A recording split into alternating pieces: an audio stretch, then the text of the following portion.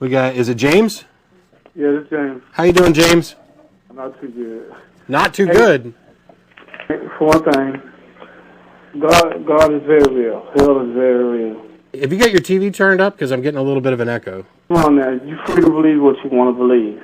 Now, do you believe that God is real and hell is real, or do you know? You know. So you're a Gnostic theist. How do you know? Why do you know? How do you know? Because he exists in my life. I know he's real.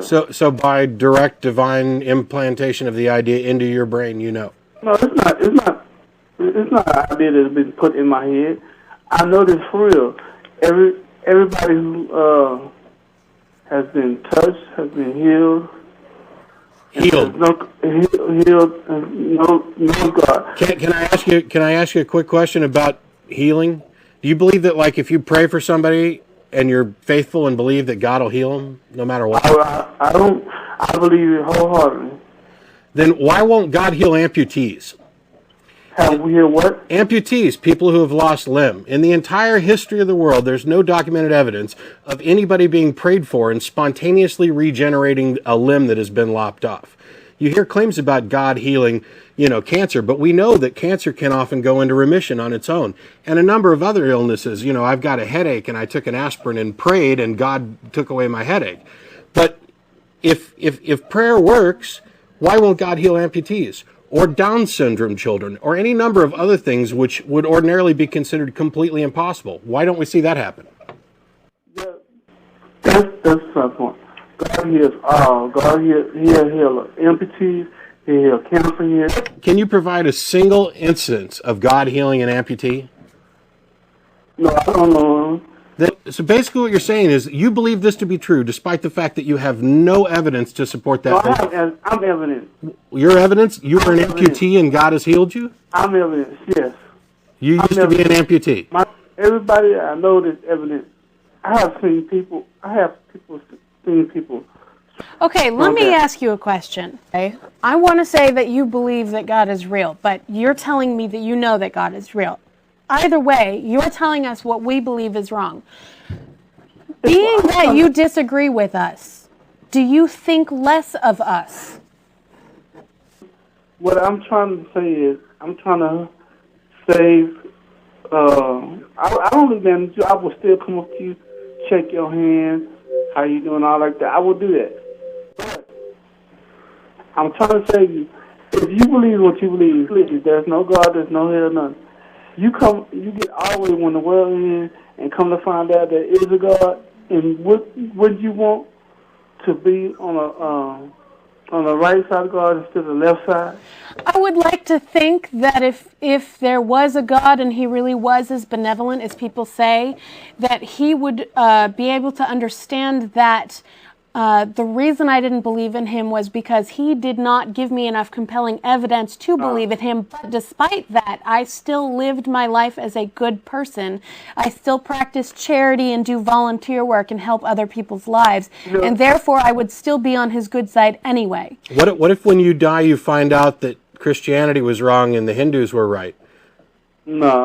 No, I mean, it's the exact same position that you're asking us about. You are making this thing that if I die and find out that the Christian God was true, that all of a sudden I'm screwed because I didn't believe. But the same is true if some other idea of God is true, or if the idea that no God is true. You're using something called Pascal's wager, and it's so fundamentally flawed because just like if I die and the Christian God is true, I suppose I have to face some sort of judgment. I'd stand up there as a man and say I was wrong and then start asking questions because he's got a lot to answer for if there is any God. In your case, if you die and your idea of God is wrong but somebody else is in, then you're in exactly the same boat that I'm in.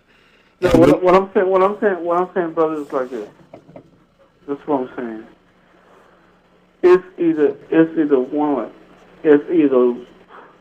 It's like that old saying, my way, highway.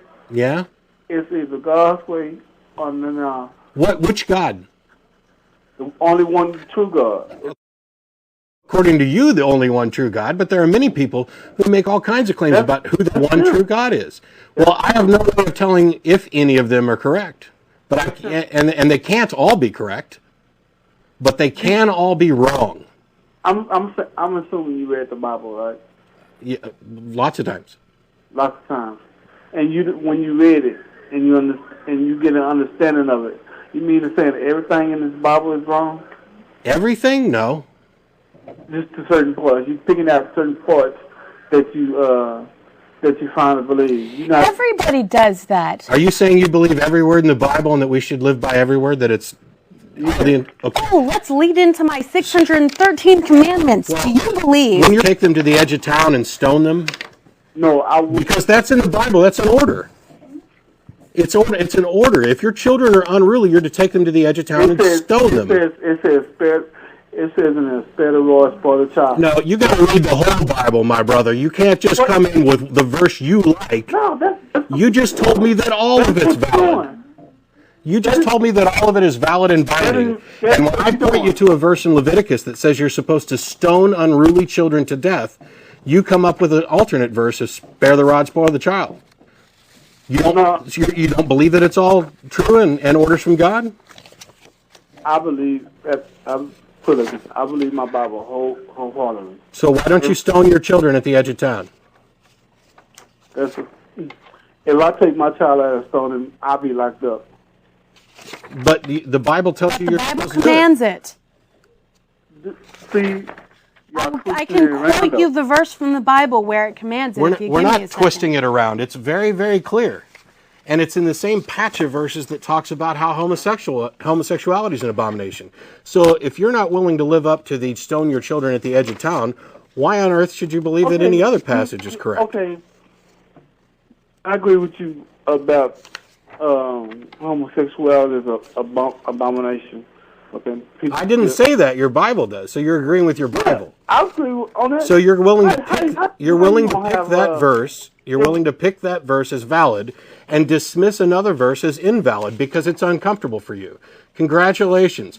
If you keep working that way, you'll find that you can develop your own secular morality, your own ethics, which actually justify what you feel is right and wrong, and you're not bound by some stupid dogma that was written thousands of years ago by some backward roamers who thought they were led around by a pillar of fire at night and that, that manna appeared from heaven to feed them. I mean, if you look through, Karen's got this list of 613 commandments because it doesn't just stop at 10.